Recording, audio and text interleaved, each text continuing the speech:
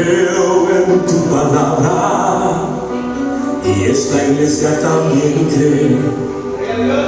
Necesito de tu mano, Señor, de tu unción, de tu mover, para sanar enfermedades.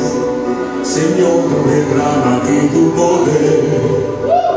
Yo uso autoridad divina, declaro sano a todo el que cree.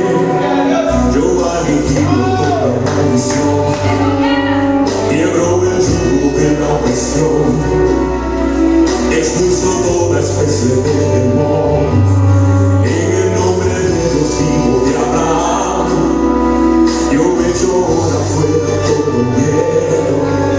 Estoy debajo de una gran unción, penetra ahora hasta las coyunturas, restaura vida y trae liberación. Yo profetizo en nombre de Dios vivo, sanidad total en tu pueblo hoy, y estoy usando hoy tu palabra, y dice que señal es la seguridad, y hoy creo en tu nombre, y creo en el poder de tu poder.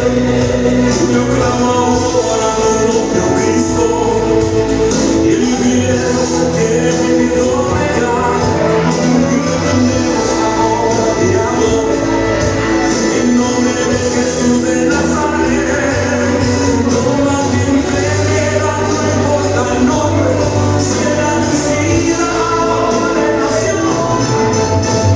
Sana, salva, libertad, renueva, bautiza, restaura, levanta, conforma, aviva, consuela, alienta, derrama su gloria y llena de fuego este lugar. Invade este templo hoy con tu poder, prende la unción, haz el infierno quemar. Ahora está la serpiente, oh Dios, y una cumple tu palabra, estás en el cielo. Dios estás en el cielo. Dios estás en el cielo. Es tuyo es todo el poder.